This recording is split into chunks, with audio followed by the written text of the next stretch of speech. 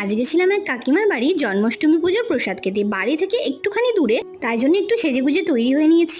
নিয়ে একদম সোজা বাইকে চেপে রওনা দিয়ে দিলাম কাকিমার বাড়ির উদ্দেশ্যে।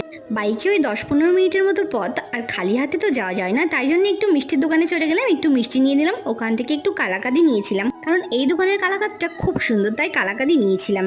দেখো এখানে আমরা পৌঁছে গেছি, আর দেখো কি সুন্দর বেলুন দিয়ে সাজিয়েছে গেটটা। আর ওদের বাড়িতে ঢুকে এই রাধাকৃষ্ণের পিকচারটা, আমি ওদের বাড়িতে যতবারই যাই না কেন এটা আমার ভীষণ ভালো লাগে, তাই তোমাদেরকেও একটু দেখিয়ে দিলাম।